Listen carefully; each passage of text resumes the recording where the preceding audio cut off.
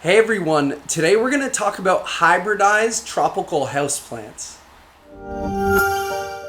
So a hybrid essentially is a cross of two parent plants. For instance, this is Philodendron Majestic, which is a cross of Philodendron Spledid and Verrucosum. Here is a Verrucosum, which is one of the parents of this hybrid. Another hybrid is behind me. This is Philodendron Glorious, and this is a cross of Philodendron Gloriosum crossed with Melanochrysum.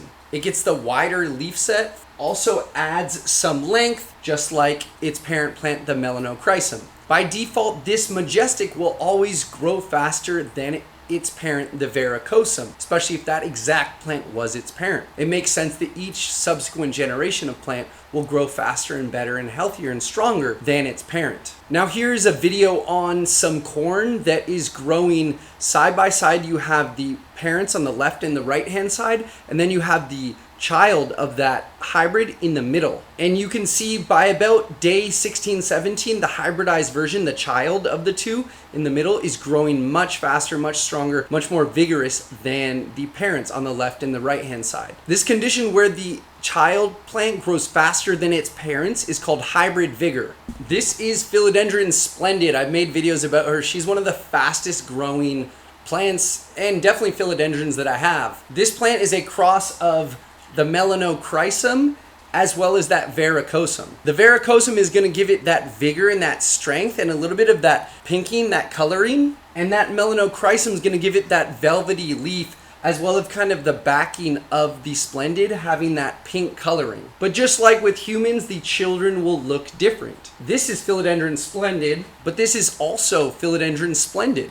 You can see kind of the similarities, but this is a much bushier plant and typically has much smaller leaves, whereas this plant has much larger leaves and is very lanky with long internodal spacing. And in the plant world, this is called different phenotypes. These two children of the same parents are exhibiting different physical characteristics. So when you're buying a Philodendron Spledid, you're not really sure if you're going to get more of the deep-veined Verrucosum like this one, but also a really long leaf, or a bushy, faster growing version like this one. Same thing goes for the Majestics. These are two different Majestics. Much smaller here, bushy and smaller leafed, and faster growing, whereas this one has fewer leaves, bigger internodal spacing, and really that more of that silvery color that comes from the Spledid.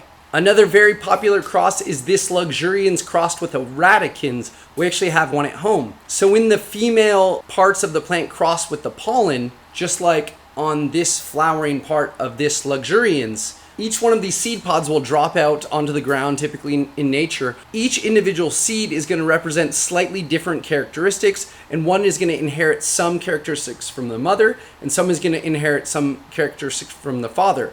And some plants will have a perfect blend of both. So each cutting of this plant will look exactly like the mother plant because it's a direct genetic clone of this plant. And another great cross is the red Anderson, white Anderson. I really think they should call it the pink knight, but that is a cross of the white knight philodendron and the pink princess philodendron.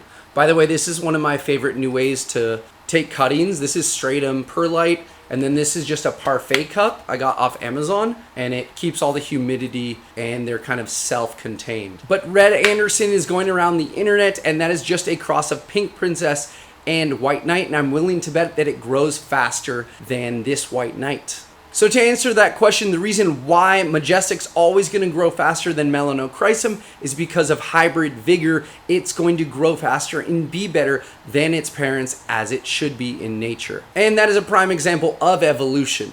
And though I did say the crosses, there is one caveat that the female parent should always go first in the cross in the title, and then it should be an X, and then the following parent should be the pollen parent or the male parent. A lot of these plants are bisexual or have perfect flowers. That means they have both sexual parts on the plant. Like that Anthurium Luxurians also actually has both female and male parts on the plant. So when it flowers, it can actually self-pollinate. I hope you guys enjoyed this video. I hope it wasn't too confusing, but please feel free to ask questions down in the comments. Happy to clear anything up. And please feel free to subscribe for another video. Have a good day.